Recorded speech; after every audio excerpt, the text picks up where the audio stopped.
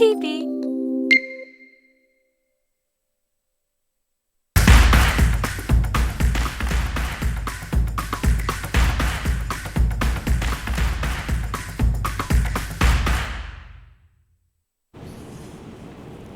자, 한 주간의 이슈를 다양한 시선으로 돌아봅니다.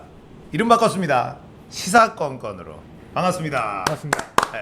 반갑습니다. 염청교가 너무 이제 우리들만 아는 네. 제목이라서 바꿨어요. 좀 직관적으로.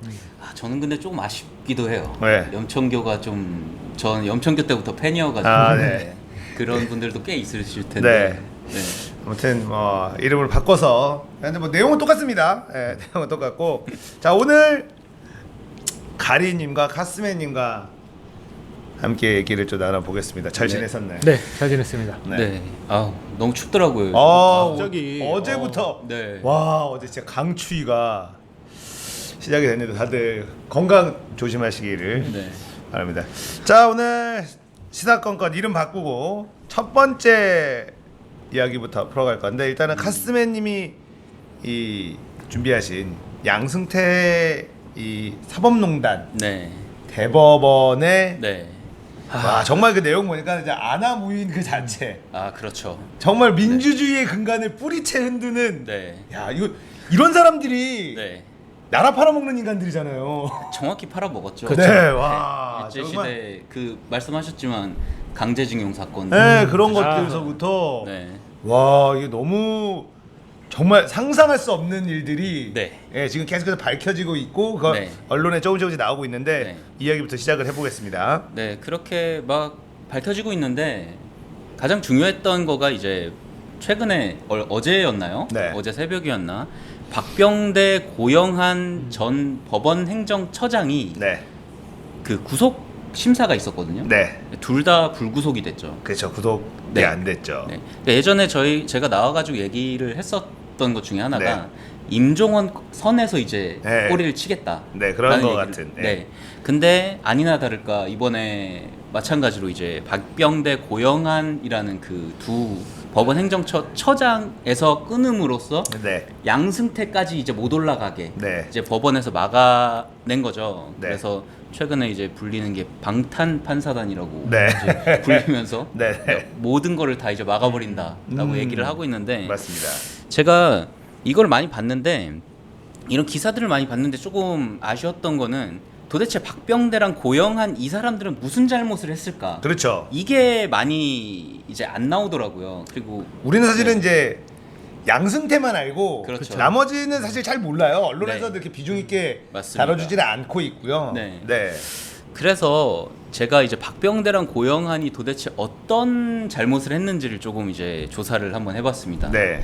그래서 우선 이 박병대랑 고영한이라는 사람이 법원 행정처장이고요. 네. 그리고 그 임종환이라는 사람은 법원 행정처 차장이에요. 네. 그리고 그 위에 양승태가 있는 거죠. 네. 그러니까 사실 이 폭력 조직이라고 쉽게 생각을 하면 네. 양승태가 보스. 맞아요. 그리고 박병대 고영한 정도는 이제 중간 보스. 중간 보스. 그리고 이제 임종원은 행동대장. 맞습니다. 이 정도라고 딱 생각하시면은 아주. 그래서 그렇게 네. 잘 뛰었나? 그렇죠.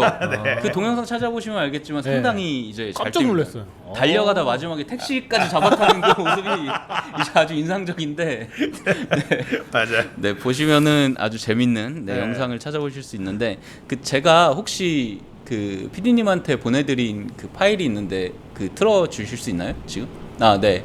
제가 법원 행정처가 어떤 방식으로 이제 재판에 개입을 하는지를 좀 그- 쉽게. 네, 간단하게 정리를 해봤습니다. 그러니까 두 가지 방법을 써요. 그러니까 네. 법원 행정처에서 재판을 할 때 이런 식으로 해라라고 직접적인 지시를 내리진 않죠. 네. 그건 불법이니까. 네. 그래서 이런 방법을 쓰는데 하나는 사건의 번호를 바꿉니다. 그러면 이제 판사도 이제 번호에 따라서 누가 배정받을 그 타이밍이 이렇게 있겠죠. 근데 미리 그 번호를 알아낸 다음에 특정 판사가 판결을 내리게 우리 편. 네. 우리 말 잘 듣는 우리 편인 판사가 네. 우리가 원하는 판결을 내리도록. 네.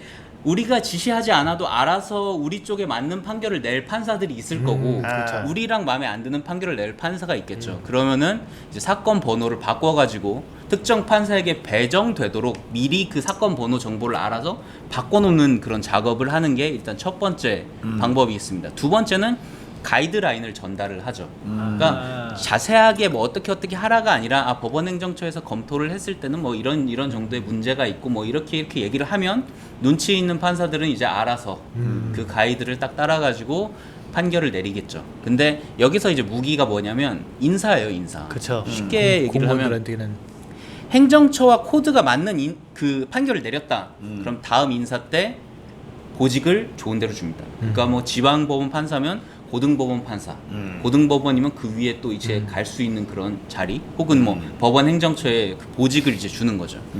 행정처의 코드랑 다른 경우에는 인사 불이익을 주는데 최근에 이제 화제가 됐던 게 있었죠. 그 저 김동진 판사를 조울증이 있어서 정신적인 문제가 있어서 올바른 판결을 내릴 수 있을지 모르겠다. 이런 의견을 작성을 합니다.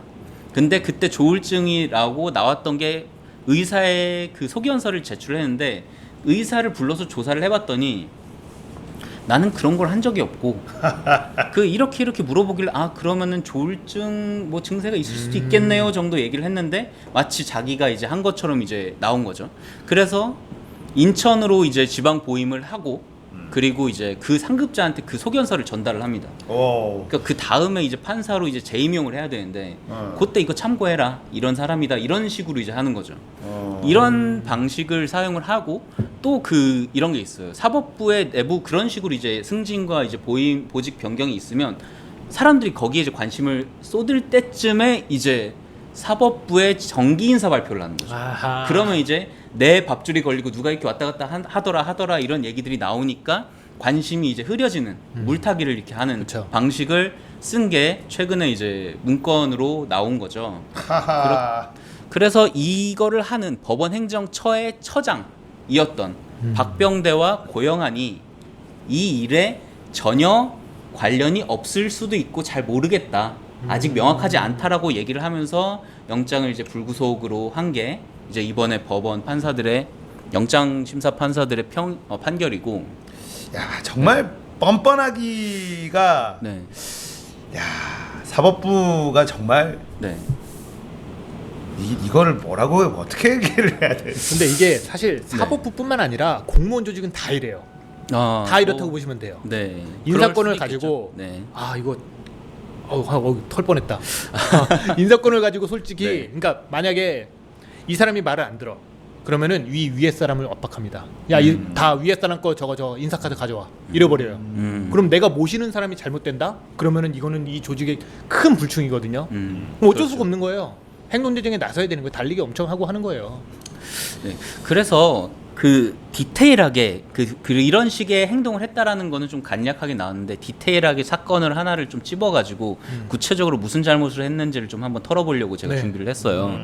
뭐냐면 우선 고영한부터 할게요. 네. 고영한 씨는 그 부산의 사법 비리를 이제 거기에 연관이 되어 있거든요. 부산 사법 비리 사건이 있었습니다. 이게 뭐냐면 부산의 건설업자 정모 씨라고 있어요. 네. 그 정모 씨가 쉽게 생각하시면 이제 최민식 정도 생각하시면 돼요. 최민식 같은 느낌으로 생각하면 되는데 조현오 경찰청장 기억나시죠? 네. MB 때 이제 네. 조현오 경찰청장 목소리가 아주 그렇죠. 특이한. 네. 그 김용민 씨가 많이 성대모사 했었던 걸로 기억하는데 네. 그 물대포 잘 쏘고 네. 하던 그 조현오 경찰청장한테 5천만 원의 뇌물을 네. 준 혐의로 네. 검찰이 이제 기소를 합니다. 정모 씨가 예. 네, 그 정모 씨가 줬다는 걸로. 네. 그래서 근데 지방법원에서는 무죄가 떠요. 네. 어. 그래서 고등법원으로 갔죠. 부산 고등법원. 네.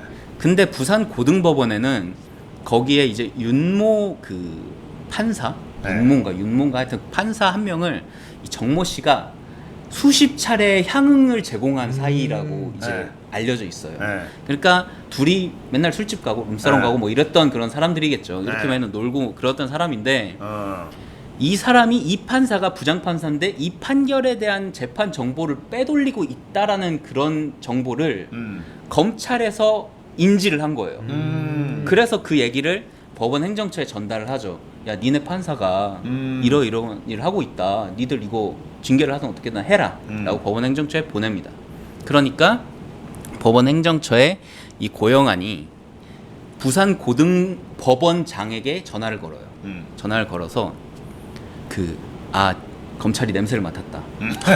1심처럼 무죄를 하기는 어렵다. 어렵다. 그러니까 증인 신문 한 2-3번 정도 더 한 다음에 징역 한 7-8개월에 집행유예 2년 정도로 딱 해가지고 서로 윈윈하자. 적당히 여기서 타협을 하자라는 가이드라인을 전화로 전달을 하고 이 전화로 전달을 한 문건이 법원 행정처에 남아 있어요.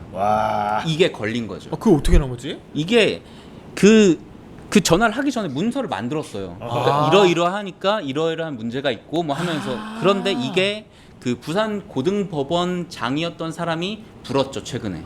그러면서 이제 수면 위로 올라온 겁니다. 이래서 고영한이 거기에 대한 지시를 한 거잖아요. 이건 명백한 재판 개입이잖아요. 근데 불구속이라고? 그럼요. 이게 그래서 말도 안 되는 거예요. 야, 원래 구속영장이 증거인멸과 도주의 우려인데 이거는 증거인멸할 우려가 너무나 많이 보이는데. 그러니까. 근데 그것도 되게 웃겼어요. 증거인멸이 아니라 여기서 이렇게 얘기를 해요. 이미 충분한 양의 증거를 수집했기 때문에 증거인멸의 우려는 없고 그리고 특히 박병대 같은 경우에는 노모를 모시고 있어. 도주의 우려도 없다라고 하면서 남자들 중에 노모 없는 사람이 있어. 너무 좋아하시네. 노모 스타일 너무 좋아하시는구나. 그렇죠.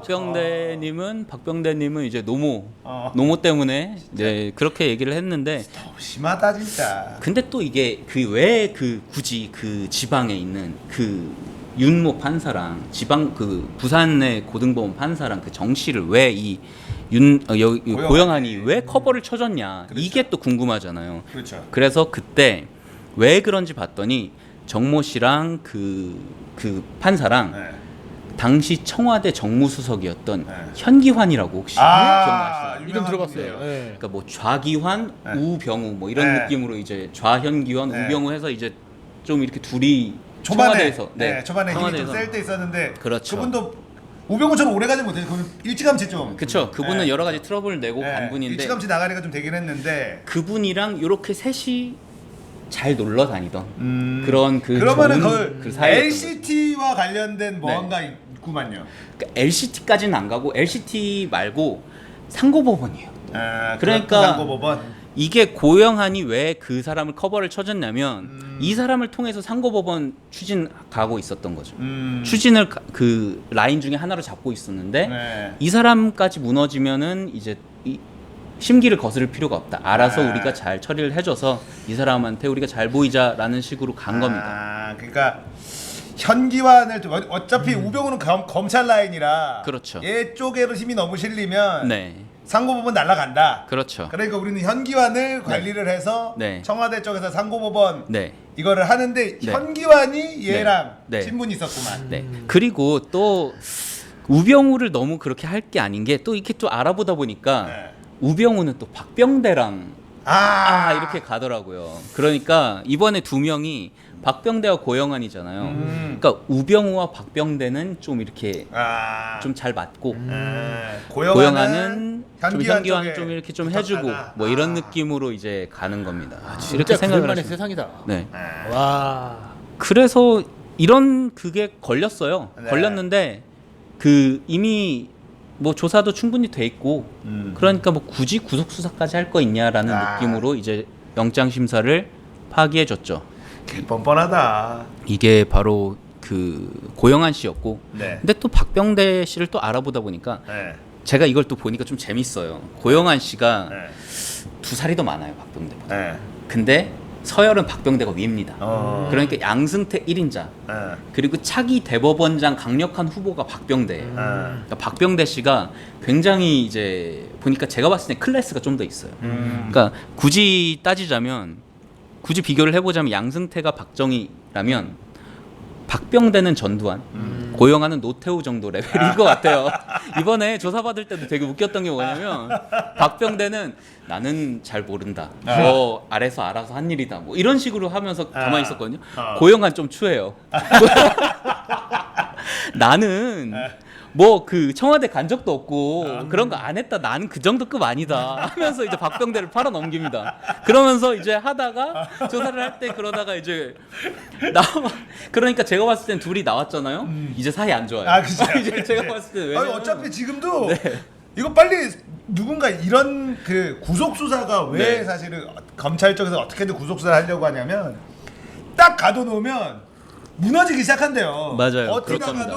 네, 맞아요. 거기에 한 하루 이틀만 딱 네. 갇혀 있으면 무너지기 시작하면서 불기 시작한다는 거예요. 네. 그래서 이게 그 구치소라는 곳이 감옥 이 실형이라는 게 정말 우리가 뭐 하면 와 몇 년 너무 짧은 거 아니냐 그러는데 정말 하루만 힘들죠. 있어도 네. 지옥 같다 그러더라고요. 그 조윤소는 귤만 먹었대잖아요. 근데 아직 그 임종원이 그렇게 크게 입을 불지는 않고 있어요. 왜냐면 박병대랑 고영한 정도부터 이제 무너지기 시작을 해야 임종원도 무너집니다. 그러니까 그렇죠. 내가 네. 봤을 때 네. 고영환이 불안하면 네.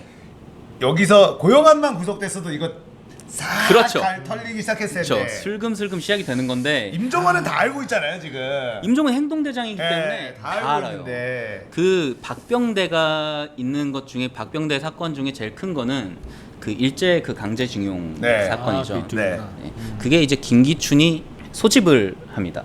이 일제 강제징용에 이제 소송이 들어가서 대법원이 이제 그 판결을 냈다 그러더라고요. 개인의 동의 없이 국가 차원에서 하는 건 헌법에 위배된다. 뭐 이런 네. 식으로 이제 그 강제징용 그 관련된 그 합의 2015년에 합의를 했잖아요. 네. 그게 좀 안 된다라는 그런 걸 내니까 이제 김기춘이 소집을 한 거죠. 사람들을 소집을 해서 그때 소집된 멤버가 당시 정무수석이었던 조윤선, 그리고 법무부 장관 황교안, 그리고 쓰레기 담. 그리고 그 외교부 장관 윤병세. 아 윤병세. 윤병세. 아 진짜 역대 외교부 장관 네. 중에 이름이 기억나기가 쉽지 않은데 윤병세는 진짜 네. 병신 같아서 기억이 나. 그리고 그 여기 나와 있는 박병대. 어. 까지 이게 딱 불러가지고 이제 처리를 하려고 해요. 그래서 어떤 식으로 처리를 해야 되냐? 핵심 목적은 그 대법원 법원 행정처에 이제 전원 합의체로 올려서 전원 합의체로 올려가지고 그 전원 합의를 통해서 전에 대법원에서 냈던 그 개인의 그게 안 된다라는 걸 뒤집어야 된다라는 게 이제 최종 목적이었던 거죠. 그걸 위해서 해야 되는 게 우선 김앤장이 법원행정처에 자기의 그 소청서인가 소명서인가 그걸 보냅니다. 네. 근데 그 소명서를 보낼 때 되게 웃긴 게 뭐냐면은 임종원의 첨삭을 받아요. 네? 김앤장에서 가서 보내는데 보낼 때 법원행정처 사람이 법무 대리인 일본의 법무 대리를 하고 있는 네. 거를 이거를 조언을 해준다는 거 아니야? 그렇죠. 이거 이렇게 네, 고쳐. 네. 이씨, 그러니까 디테일하게 얘기를 하면은 김앤장에서 외교부 의견서 제출 요청서라는 서류를 보내면 외교부에서 검토를 하고 의견을 제출하면 그걸 이제 반영하게 돼 있대요. 그러니까 외교부 의견서 제출 요청서를 그걸 위해서 이제 그 모임에 이제 윤병세가 들어가 주는 거죠. 아, 그 그쵸. 외교부에 그 협의가 먼저 들어가 줘야 되니까. 그래서 외교부 의견서 제출 요청서라는 소송 서류를 만들어서 임종원한테 감수를 받았는데 임종원이 얘기를 해주죠. 아 요새 요청서라고 안 하고 촉구서라고 해야 더 좋다. 그리고 이러이러한 부분은 대법원 민사소송법이 지침이 좀 개정됐다. 이거에 맞춰 가지고 해야 잘 된다. 더 이게 정확하다, 디테일하다라는 걸 해주고. 와. 친절하네. 네. 그리고 아. 다음에 이제 거기 들린 김에 이제 양승태 한번 만나고 아 선배님 잘 계셨습니까? 와. 하면서 이렇게 가는 거죠. 매국노 쓰레기들. 아. 근데 여기서 김앤장의 파워를 다시 한번 느꼈던 게 뭐냐면 청와대 법무부 비서관 자리에 양승태가 추천을 해줘요. 그 자리를. 그러니까 법원 행정처에서 추천을 해줍니다. 네. 그리고 법무부 비서를 하다가 김앤장으로 가요. 그리고 김앤장이 양승태에게 와서 이러이러한 거에 대한 얘기를 합니다. 그러니까 김앤장이 강력해요. 그렇죠. 이게 대법원장을 돈이 너무 네. 많으니까 네. 특히나 그렇죠. 이 법관들 같은 경우는 검찰을 진짜 나쁜 놈 잡고 그쵸. 그리고 정치로 가기가 굉장히 좋잖아요. 그렇죠. 그래서 그러니까 저는 이제 검찰이나 법관이 좀 월급이 너무 적다라고 생각을 해요. 더 줘야 된다고 네, 생각을 저도 해요. 그렇게 생각합니다. 근데 이제 법관은 이 재미가 별로 없거든. 그러니까는 은퇴하고 김앤장에서 불러주는 거가 베스트 아닙니까? 그게 베스트죠. 그렇죠. 그러면은 근데 또 재밌는 걸 알려드릴게요. 윤병세 외교부 장관 네. 있잖아요. 외교부 장관 하기 전에 뭐 했는지 아세요? 몰라요.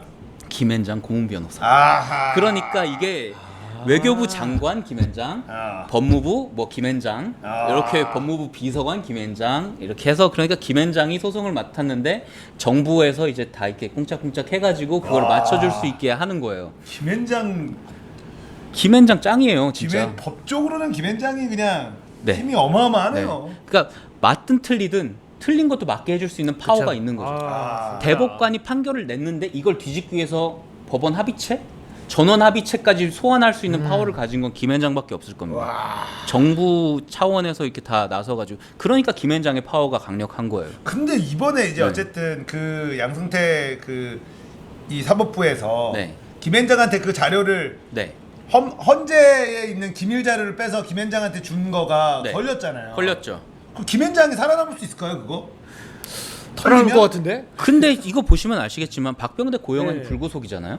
그럼 그 위에는 양승태도 쉽지 않다는 얘기예요. 그러니까 여기 임종원까지는 오케이가 갔는데, 그러니까 지금 이렇게 박병대 고영한 불구속된 게 하루 만에 잠깐 나왔다가 오늘 보니까 뉴스에도 안 나오고 무슨 얘기인지도 모르겠더라고요. 그러니까 사람들이 이 박병대랑 고영환이랑 김앤장이 얼마나 쓰레기 같은 짓거리를 했는지를 사람들이 몰라요. 그지. 그거를 정리를 해가지고 알기 쉽게 이렇게 정리를 해준 사람들도 없고. 맞아요. 그래서 제가 그 오늘 나와서 이 얘기가 제일 메인이다라고 네. 생각을 하면서 맞아요. 준비를 이거 해온 정말- 겁니다. 이게 정말 중요해요. 그래서 되게 참 재밌었던 게 고영환은 사람이 네. 조금 네. 조금 박병대랑 레벨이 좀 달라요. 네. 그래서 고영환은 직접 했어요. 증거가 남고 전화를 걸고. 근데 박병대가 안 보이는 거예요. 얘가 도대체 무슨 나쁜 짓을 했을까가. 아, 근데 박병대가 이런 그러니까 박병대는 그쪽에서도 이미 클래스를 인정받은 것 같아요. 그러니까 약간 박병대는 빌런급까지 갔구나. 네. 그러니까 아. 박병대는 새끼들. 양승태 바로 뒤 빌런이었던 거지. 그러니까 네. 양승태가 그대로 갔으면 자기가 내 네. 뒷자리는 박병대다라는 게 거의 완벽했는데 마지막에 안 좋게 나가면서 네. 김명수 뭐 그 전에 뭐 그렇게 돼가지고 김명수 네. 대법원장으로 바뀐 거죠. 네. 그러니까 대법원장의 거의 가장 유력한 1순위라서 네. 그 사람이 이제 박병대가 퇴임을 할 때 네. 대법관에서 퇴임할 때 1600페이지에 달하는 그 헌사를 받았다 그러더라고요. 그 헌사의 내용이 뭐냐면 헌정 문집인데 나의 슈퍼에고 박병대 대법관님 박카리스마의 줄임말 박카리 대장님이 보내주신 답장 메일은 10여 년이 지난 지금까지도 무공훈장처럼 간직하고 있습니다. 김일성이야? 국장님은 마술사입니다. 아니 이런 얘기들까지 적혀 있을 아, 정도로 장충기도 이 정도는 아니었어. 헐겠다 씨. 그러니까 저도 장충기 이후로 이런 와. 건 처음 근데 봤는데 이게 어쨌든 네. 힘이 있으니까 딸랑딸랑 그럼요. 하는 거 아닙니까? 그러니까 거의 확실했던 거예요. 양승태 다음 대법관이 거의 확실했던 거고 네. 그리고 심지어 박병대는 국무총리까지 토일이 다음에 국무총리까지 제안을 받기도 해요. 그런데 뭐 그때 분위기가 안 좋아서 거절을 했던 것 같은데 네. 이번에 그래서 그거를 자기가 증거로 내밀더라고요. 국무총리 제안을 받았지 않았느냐. 네가 그러니까 잘 협조를 했으니까 정부에서 해주려는 거 아니었을까라고 얘기를 하니까 박병대 거절했잖아. 나 거절했는데 왜? 나는 잘못 없어라고 얘기를 하는 거죠. 그러니까 잡기 어렵네. 클래스가 근데 이런 애들을 보면 알겠지만 그 일부 판사가 만든 그 1600쪽 분량의 헌정 문집을 받은 일부 판사라는 사람들이 네. 라인인 거예요. 그렇죠. 판사 안에 그 사법부 안에 그 판사 중에 네.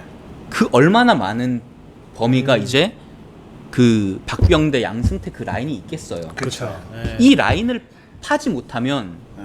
임종원에서 끝나면 김앤장 가능합니다. 김앤장 잘 살 거예요. 그러니까 이거 진짜 제대로 뿌리 뽑지 못하면 그렇죠. 임종원 선에서 끝나고 이미 살아있는 김행장으로부터 시작된 양승태, 박병대 라인은 네. 여전히 우리나라 사법부를 장악하고 있을 것이다. 그렇죠. 드러나지 않은 히든 그러니까 뭐 히든 그 양승태 그 박병대 그 라인이 그렇게 되는 거죠. 지금 그 보면은 옛날에 그 연희동에서 앉아서 이렇게 하면 맨날 가가지고 이제 인사받고 새해 인사 잘 지내셨습니까 하는 사람들이 대법관이 되고 대법원장이 되고 하면서 그런 식으로 이제 흘러가기가 쉬우니까 이게 진짜 중요해요. 우리가 이거부터 잡지 않으면 이거에 되게 사람들이 많은 관심을 가지고 이걸 잡아야 돼요. 이걸 잡지 않으면 아무것도 안 됩니다. 그러니까 사실 저도 이제 그 얘기하는 게 이 양승태의 사법농단은 민주주의의 그 뿌리를 흔드는 짓이었고 네.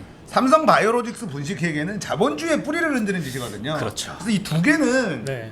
너무너무 중요한데 자극적인 게 사실 이재명이어가지고 네. 이슈가 이재명한테 너무 묻혀요. 맞아요. 그러니까 이재명한테 가는 관심 정도로 사법농단이 사실 관심을 받아야 되고 바이오로직스 분식회계 관심을 받아야 되는데 그럼요. 이게 어떻게 보면은 이재명 쪽이 이재명을 지지하는 사람들이거나 아니면은 이재명을 지지하지도 뭐 싫어하지도 않는 사람들은 이 에너지만큼 지금 여기다가 관심 가져봐라 라는 얘기들도 많이 그게 나오거든요. 왜 그러냐면 이재명 거는요 쉬워요. 그렇죠. 이해하기가 쉬워. 근데 이거는 솔직히 저 모르는 얘기 굉장히 많이 듣고 있어요 지금. 어려워요. 어려워요 이거는. 이거는 법자랄이잖아요. 네. 그러니까 자기네들의 그 법적으로는 그 지시를 내리고 했던 게 뭐 그냥 나는 그냥 얘기를 했는데 지들이 알아서 한 건데 내가 이걸 지시라고 볼 수 있냐? 법적으로는 지시가 아닐 수 있다. 난 지시를 했지만 뭐 이런 느낌으로 갈 수가 있거든요. 네.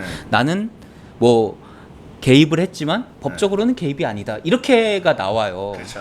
판결이 이게 지들이 그 진짜 우리나라에서 제일 법을 잘 아는 사람들이 모여가지고 자기네들끼리 땅땅땅 판결을 하고 하잖아요. 그러니까 그 뒤에 다른 또 이 얘네들의 논리를 뒤엎으려는 사람들도 많이 있어요. 하지만 언론이나 아니면 사람들의 관심도가 너무 떨어진다. 그렇죠. 사건의 중요성에 비해. 이게 아무리 얘네들이 사법부를 다 장악하고 있다 하더라도 국민적인 관심이 여기 다 쏠리면 얘네 진짜 꼼짝 못 그쵸. 하거든요. 쉽게 못하죠. 이런 네. 짓을 못해요. 네. 사람들이 그러니까 언론이 해야 될 역할은 제가 봤을 때는 이 사람들이 왜 구속영장을 발부받았느냐라는 그렇죠. 거를 많이 얘기를 해줘야죠. 그렇죠. 너무 쉽게. 너무 어렵잖아요. 네, 되게 뭐, 쉽게 풀어서 네. 얘기해줘야지 되고 그러다 보니까 지금 네. 요 양승태 사법농단은 이게 진짜 얼마나 제가 말씀드린 그 민주주의라는 근간을 뿌리채 흔드는 짓이기 때문에 죄질이 너무 나쁘거든요. 네, 맞아요. 이런 짓들은 사실은 진짜 나라 팔아먹는 새끼들이 하는 짓들이에요. 정확히 팔아먹었죠. 네. 일본, 네, 일본 기업에 쪽이- 네. 일본 기업의 변호를 받던 김앤장이랑 왜 청와대에 만납니까? 그러니까요. 김앤장이 오진 않았던 것 같아요. 김앤장이 오진 않았고 이제 박병대가 들어가서 네. 박병대랑 이제 그 지시를 받고 그 지시를 이제 김앤장에게 전달을 해주죠. 야, 우리가 외교부랑 만나서 얘기 다 해놨어. 맞아요. 내가 외교부에 그거를 원하는 촉구서를 내면 외교부에서는 네, 그 수입료가 얼마일까요? 엄청나죠. 어마어마한 돈을 그럼요. 받을 거 아니에요. 우리는 네. 이미 이런 사람들하고 만날 수 있는 회사야. 법무법이야. 대법원장을 만날 수 있는 아. 대법원장이랑 인사하고 형님 잘 지내셨습니까 하고 나올 수 있는 그런 법무법인이 어디 있습니까? 그렇죠. 그런 회사가 그런 로펌이 네. 그 정도 급 되니까. 제가 그 김현장에 있는 변호사는 사실 대단한 분들이잖아요. 그럼요. 그쵸. 대단하죠. 제가 예전에 캬 네. 저희 이제 소송했을 때 네. 라이엇에서 네. 법무 약간 그 조언 네. 이런 거 한다고 네. 라이엇에 또 계약돼 있는 김현장 변호사 제가 가서 돈 받았네. 그래가지고 무슨 상담 같은 걸 좀 받았어요. 그냥 상담만 받았지 큰 돈 우리 결국은 이제 네. 그 민사소송은 그냥 음. 변호사 네. 다른 변호사. 네, 사서 했는데 네. 김현장 변호사가 딱 나와서 아 김현장 변호사는 굉장히 비쌀 텐데 그런 거 한 번 하는 것도 다 돈 아니겠어요? 그 변호사들은 아, 그럼요. 그 네. 뭐야? 상담료? 그쵸. 그것만도 시간으로 온다고. 뭐 이렇게 할 텐데 김현장에 있는 사람들이 대단한 사람인 건 맞지만 존경할 만한 사람들은 아닙니다. 그렇죠. 대단한 사람들은 맞아요. 근데 여러분들이 존경할 것까진 없고. 네. 딱 조영규 목사네. 대단한 사람 맞습니다. 그렇죠. 이제 네. 여러분들이 좀 관심을 좀 가져야지 되고 네. 이 법원 행정처 이름을 좀 바꿔야 돼요. 왜냐면 우리가 행정처라 그러니까 되게 좀 힘이 없는 것처럼 보인단 말이에요. 느낌이 그렇죠. 이 어감 자체가 약간 교무실에서도 행정 뭐 이러면은 약간 좀 파워 좀 떨어지고 막 잡일하고 이런 것 같은데 여기가 지금 포인트잖아요. 아, 굉장한 포인트. 굉장한 힘을 갖고 있는 데잖아요. 여기 법원 행정처가. 대법원장의 수족이라고 생각하시면 돼요. 네. 대법원장의 이 자기 업무를 할 때 이렇게 판결을 하고 이렇게 이렇게 배치하고 인사도 하고 뭐 이런 거를 다 하거든요. 예. 그러니까 요직 중에 요직. 그 진짜 중앙 맞아요. 보직입니다. 네, 이거 굉장히 센 힘도 세고. 그래서 그래서 법원 행정처의 권한을 줄이든지 이름을 세게 바꾸든지 해야 돼요. 국민들이 법원 이거 미래전략실. 뭐 약간 그런 식으로 법정원 법정원을 하든지 이거 뭔가 법원 법기부? 행정처잖아 거기다가. 그쵸. 뭔가 좀 힘이 약한 없어 곳이야. 보이죠. 처장님 좀 네, 그래. 그러니까 여기 실제 권한은 막강한데. 원장님 정도가 네, 원장님 정도는 좋죠. 돼야 원장님 돼요. 정도. 네. 법원 행정원 이렇게 해서 이제 그쵸. 그래서 이제 진짜 법정원이라고 불리게. 아 좋다. 이렇게 만들어야 돼. 법원행정원, 법정. 제가 처형하지. 여기서 하나 질문이 있는데 네. 우리가 많이 관심을 가져야 된다고 하잖아요. 그러면은 어떤 식으로 관심을 갖는 게 좋을까요? 그러니까 지금 그 하는 그 검찰이 지금 꽤 열심히 하고 있어요. 지금 일을 하고 있는 한동훈 네. 뭐 부장검사인가 그분이 이제 이번에 박병대 건은 이제 제가 보고 싶었는데 공개가 안 되니까 그 구속 영장 청구서가 150페이지 정도 됐고 네. 그 고영안은 한 100페이지 정도 됐는데 이번에 박병대 한 210줄 네. 210자 고영안 180자 정도 해가지고 이제 그 거부가 된다. 됐거든요. 네. 거부가 됐어요. 근데 그 안에 나와 있는 내용들이 중에 그 박병대가 제가 얘기를 했던 거 그게 그 중에 하나예요. 여러 가지 건들이 있어요. 네. 뭐 이렇게 돈 뭐 해가지고 한 것도 있고요. 그 안에 뭐 그 근데 뭐 박병대는 솔직히 얘기를 하면 스케일이 좀 있어요. 네. 이 사람은 포스가 좀 있고 고영안은 좀 이렇게 찌질한 게 많아요. 그래서 고용함부터 잡아야 되는데. 그럼. 고영안을 제가 봤을 때 고영안이 좀 약점이거든요. 네. 고영한 거는 아까 했던 그 건 있잖아요. 부산 법조비리. 네. 이거 굉장히 딱 그거예요. 범죄와의 아. 전쟁. 음. 최민식 정모씨 최민식과 아. 그 위에 내가 음. 내가 그 부산 고등법원 판사랑 네. 청와대 누구랑 네. 맨날 사우나도 가고 딱 이거거든요. 수십 차례 향응이에요. 돈 그게 아니라 네. 향응 제공한 그거를 검찰이 봤는데 이제 그거를 네. 묻어주는 그 라인이거든요. 그 그게 좀 보니까 필요해요. 네. 김경진 의원이라고 그 뭐 스카 뭘로 좀 네. 떴었던 국내당 지금 검사 출신. 예. 그 양반이 뭐 이런데 이번에 불구속되면 네. 윤석열이 가만히 있지 않을 건데 아하. 이런 얘기를 하는 인터뷰를 봤어요. 네. 그러니까 지금 뭐 이거 지금 또 불구속이 됐잖아요. 네, 그렇죠. 지금 검찰 입장에서는 이거 완전 진짜 전쟁 법과 또 재밌는 게 검찰이나 얘네들이 자존심이 겁나 센 그렇죠. 조직들이다 보니까 엘리트주의들이 서로 부딪힌 거. 서로 부딪힌 거잖아요. 네. 근데 저놈들은 나쁜 놈이 확실해. 네. 나쁜 놈이 확실한데 네. 구속영장도 지금 안 주고 저쪽도 저항이 만만치 않아. 네. 이제 자존심 싸움이 붙은 거잖아요. 그쵸. 네. 그런데 그게 참 커요. 그 여기서 보여주는 게 그 법원에서 얘기를 하는 거는 메시지는 일관돼 있어요. 너희의 마지막은 임종원이야. 왜 자꾸 더 위를 건드리려고 해? 아하. 임종원까지만 파. 예. 대법관까지는 들어가면 우리 안 돼. 음. 이 얘기를 메시지를 끊임없이 던지고 있는 겁니다. 예. 그러니까 이번에 불구속도 너희 위에 건드려 봐야 우리가 막을 거야. 아. 라는 거를 메시지를 명확하게 보내준 거죠. 예. 이게 안 된다는 거를 네. 이제 알아야 되는데 지금 얘기했잖아요. 그 김동진 그 전 부장판사가 지로기마 네. 뭐 정신병으로 몰아가지고 했다든지 하는 그 약간 자극적인 것들도 많고요. 네. 그리고 제가 봤을 때는 조금 더 이제 깊게 들어가야 돼요. 예. 특히 이게 왜 지로기마 얘기가 나왔냐면 이게 국정원 댓글 사건을 하던 그 원세훈 그거부터 시작이 된 건데 저도 이거 보면서 이제 알아보면서 봤더니 무슨 드루킹이 프로고 원세훈 아마추어 뭐 이런 식으로 자유한국당에서 얘기했었잖아요. 어떤 레벨이었냐면 국정원에 20명으로 구성된 4개의 팀이 돌아가고 있었어요. 3년 정도를.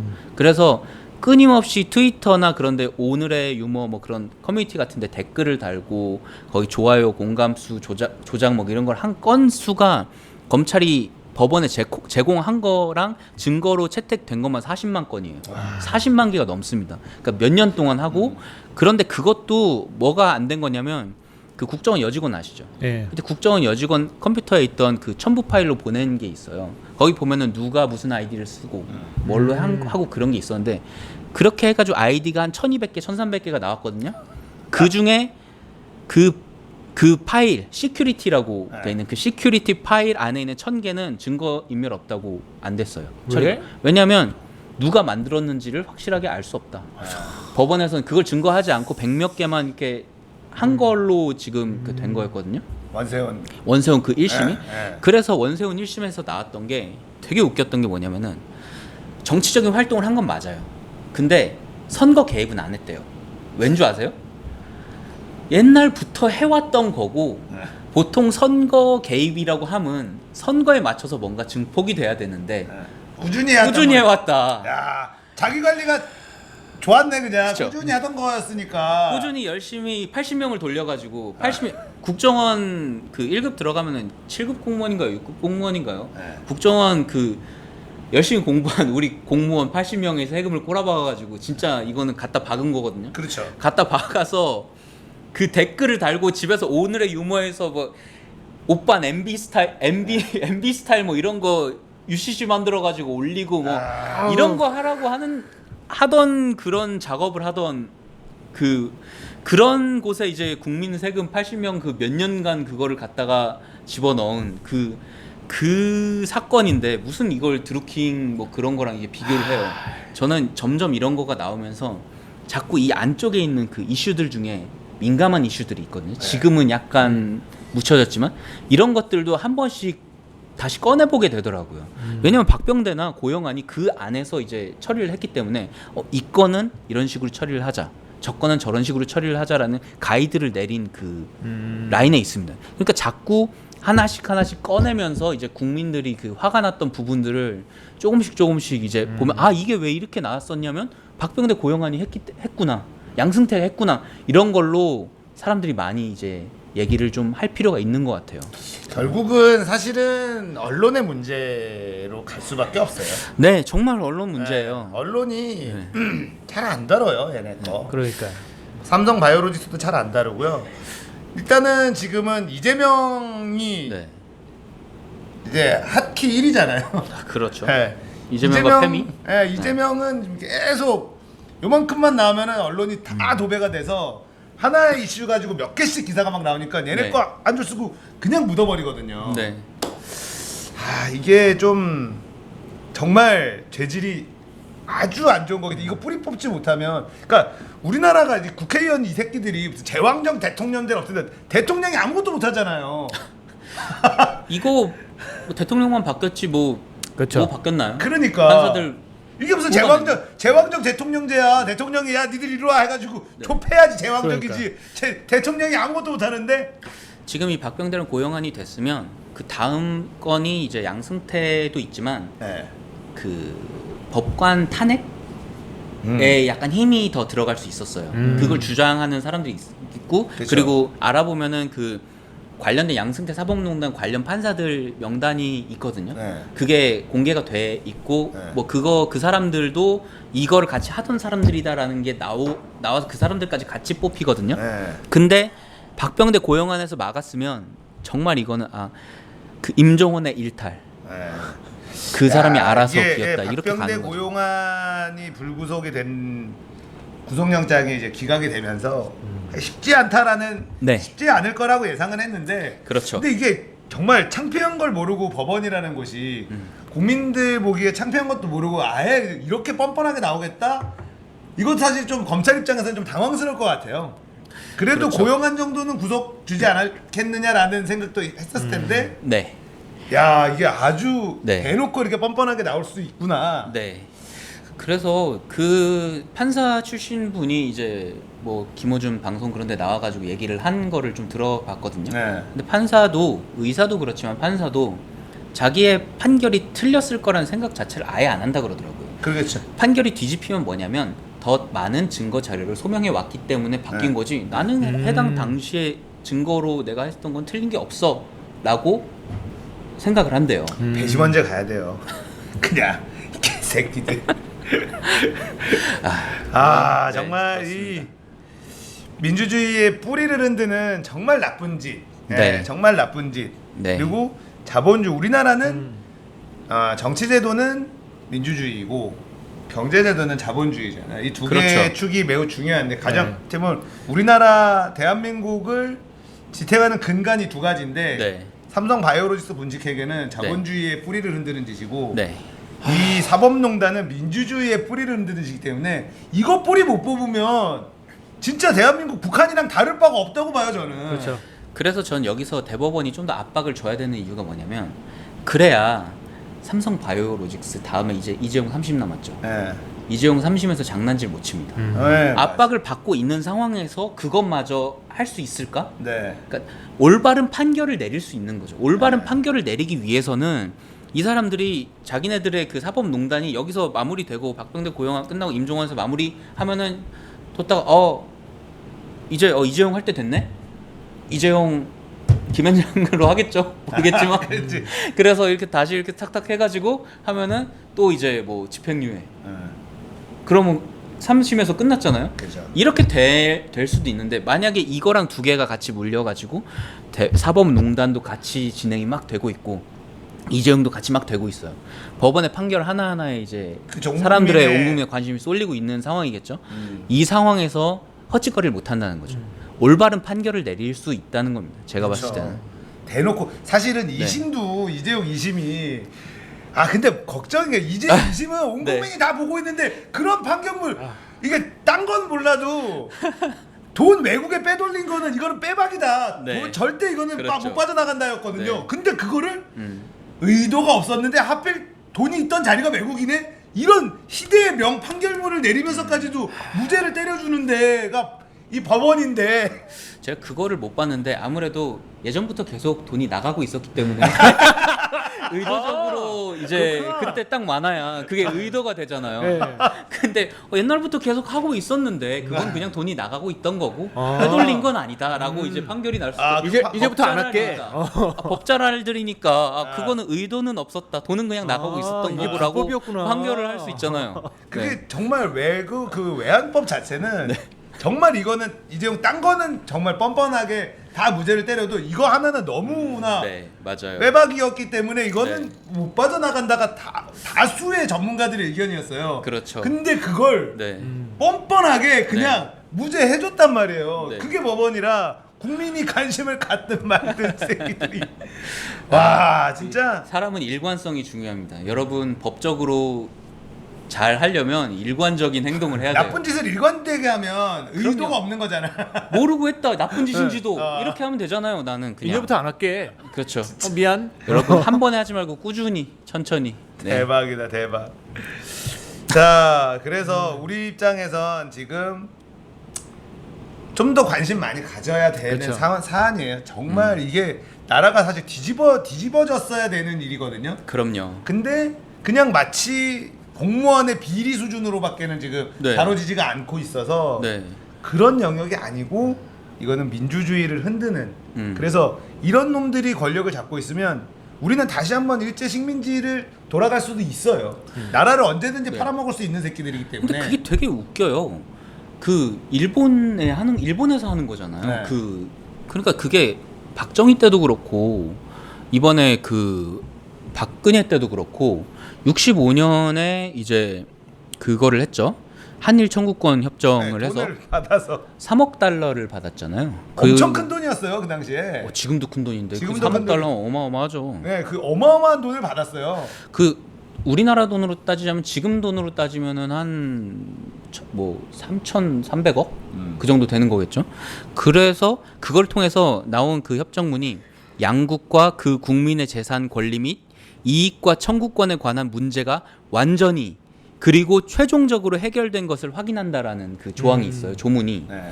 그리고 2015년에 이제 한일 위안부 문제 협상을 합의를 보고 이거는 좀 10억엔이 뭐예요? 10억이 아빠는 3천억 원 받아왔는데 딸은 그러니까. 지금 물가도 많이 올라왔는데 100억 원 가지고 그걸 해결하려고 그러면서 여기서 마찬가지로 또 그 합의문이 나오죠. 최종적 불가역적인 종결을 선언했잖아요.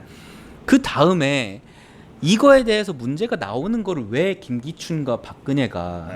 그러니까 저는 박근혜가 꼭 했을까 싶기도 해요. 그냥 김기춘이 알아서 그렇겠죠. 예. 그러니까 그 라인이 우리가 모르는 라인이 있지 않을까라는 음모론도 자꾸 느낌이 오더라고요. 왜 이거를 그렇게 김기춘이랑 우리나라의 그 대법관들이랑 김현장이랑 외교부까지 나서가지고 왜 일본한테 이게 피해가 가는 일본한테 좋은 얘기들을 해주려고 그렇게까지 애를 쓰는 이유가 사실 왜 정말 모르겠어요. 무슨 이익이 있는 거지? 김기춘은 이거를 해서 도대체 박근혜는 무슨 이익이 있는 거지? 아버지가 욕먹는 게 싫었나?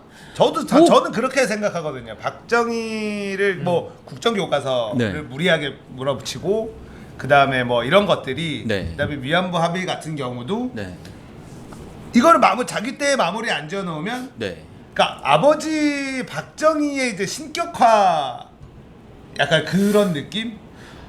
근데 그런 생각을 할 사람이 아닌데 제가 봤을 때는. 저도 그거 맞는 것 같아요. 그러니까 박근혜는 그냥 아버지를 욕하는 사람들이 싫어요. 그러니까 우리 아빠 그거를, 좋은 아빠였으면 좋겠어. 그거를 이제 개떡처럼 얘기해도 찰떡처럼 알아듣는 김기춘과 우병우와 이런 애들이 알아서 이제 나라를 다 망가뜨리고 있는 거, 망가뜨렸던 거죠 한 4년 동안. 네. 그리고 자기네들이 또 박근혜는 뭐냐면 자기 옆에서 딸랑딸랑 해주면 힘을 막 주니까 뭐 하는지도 모르고 그 방에만 있고 안 나오잖아. 그쵸. 집무실에도 안 나오고 그냥 거울방에서만 드라마만 보고 있으니 자기들 얼마나 좋아. 알아서 박근혜 좋아할 만한 카드만 이런 일 했습니다 저런 일 했습니다 잘했네 이러니까 유일하게 신경 썼던 게 그건지 뭐 하여튼 그렇게 얘기를 했나 봐요. 그래서 지시를 받은 김기춘이 2번에 걸쳐서 이제 딱 그 보면은 정말 그 당대 권력자잖아요. 황교안, 조윤선, 뭐 박병대, 뭐 윤병세까지 이렇게 딱 해가지고 모아서 어벤져스급이다. 네.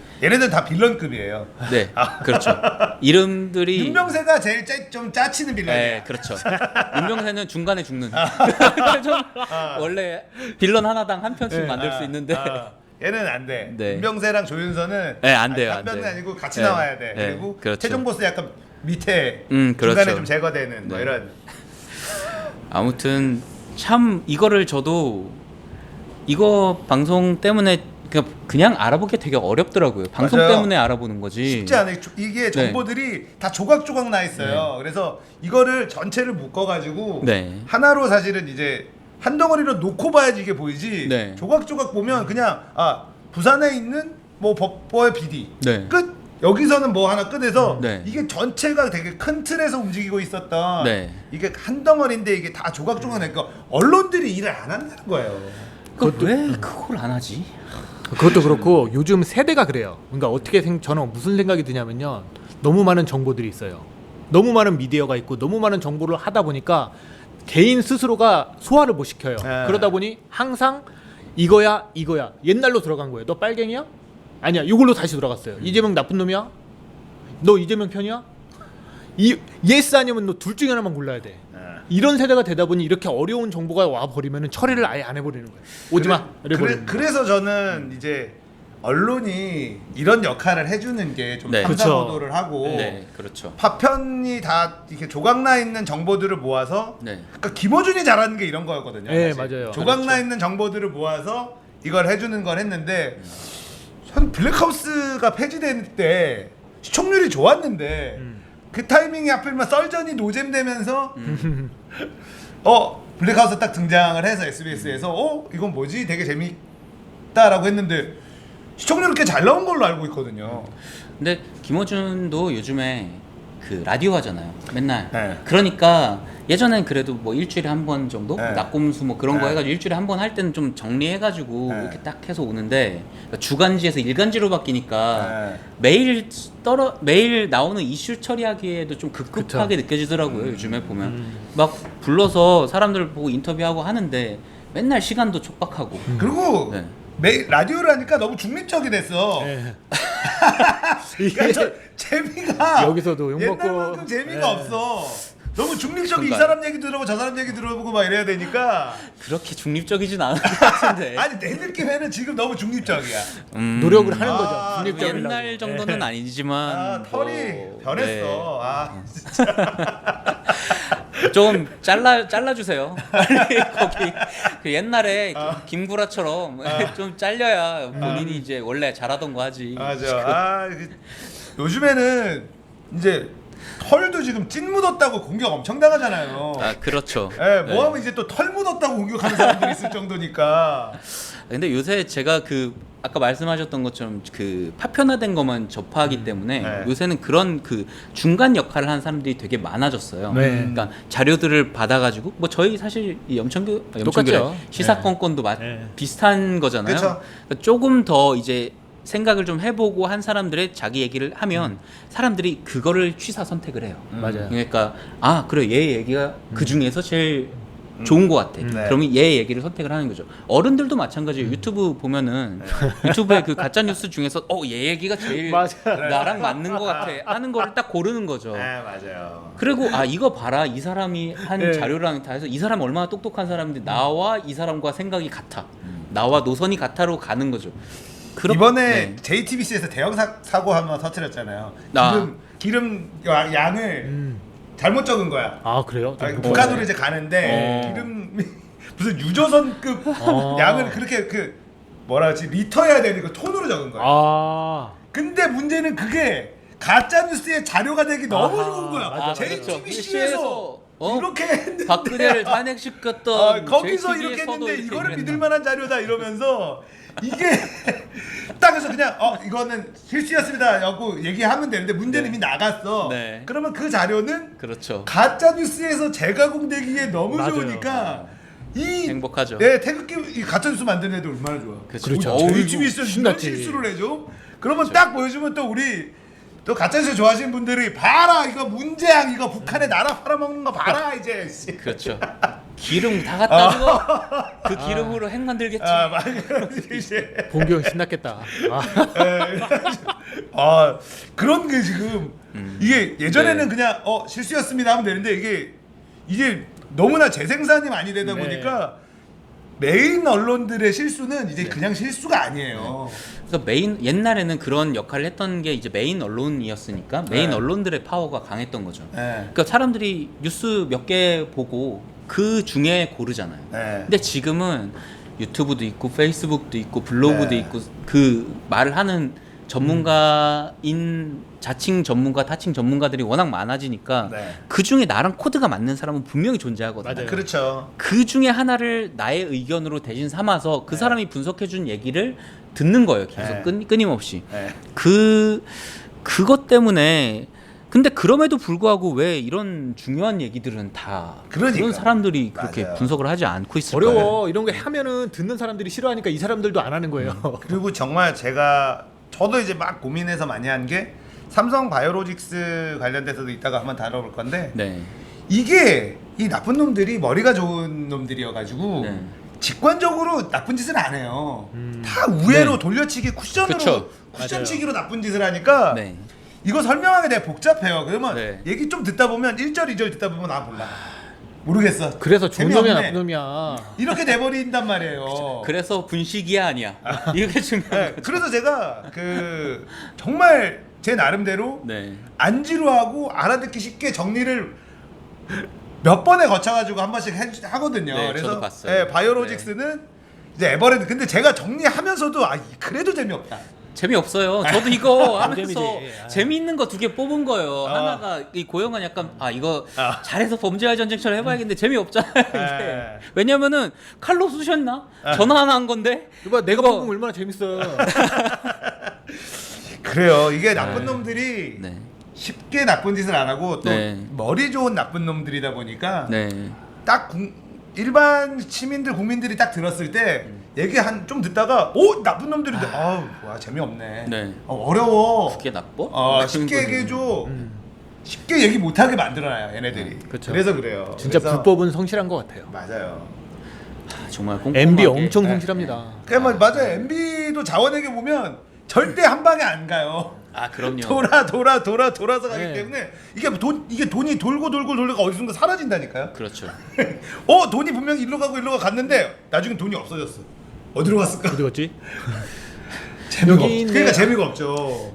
최근엔 또 그 뭐냐 스포트라이트인가 거기서 이제 중국에서 이제 중국에도 있다고. 네. 그래서 나왔는데 이제 중국은 들어오는 돈은 들어올 때는 마음대로지만 나갈 때는 아니란 네. 나라서 네 맞아요. 중국에 자기가 이제 돈이 들어왔을 때는 가만히 있었는데 나가려고 하니까 이제 중국에 거기서 이제 태클을 계속 태클을 걸어줘. 걸었다 그러더라고요. 네. 리맹보가 저한테 보냈는데 누구냐 동명이인이다. 나는 근데 누군지 나는 모르겠다. 그 많은 돈이 들어왔는데 법적으로는 이거를 밝힐 수가 없다는 거예요. 이게 동명이인이라고 하고 누군지도 모르는 사람이라 그러는데 이 리맹보인데 이름이 같다고 돈이 들어와? 계좌번호도 똑같아? 왜 나한테 돈을 줬는지 모르겠다 이런다는데 이걸 어떻게 그러니까. 막느냐는 거예요. 이게 법이구나. 이게 법자랄이구나. 네. 네, 그런 생각이 좀 듭니다. 자 1부 여기서 마무리를 하도록 하죠. 양스태 사법농단 정말 민주주의의 뿌리를 흔드는 악질 나쁜 짓이기 때문에 그럼요. 물론 뭐 지금 이재명이 제일 핫하고 이재명이 뭐 그걸 했네 뭐 했네 그거는 이제 나오는 대로 네. 뭐 잘못했으면 벌 받고 하면 되는 네. 수준인데 네. 문제는 이 양스태 사법농단은 정말 아주 중요한 겁니다. 네. 정말 중요합니다. 네. 자, 1부 일단은 마무리를 하고요. 이번에 그거 투입 내용 정리해가지고 한번 저희가 다룰 수 있는 거면 한번 다뤄드리도록 할게요. 저희 잠시 쉬었다가 2부로 돌아옵니다. 여러분들은 시사건건 함께하고 계십니다.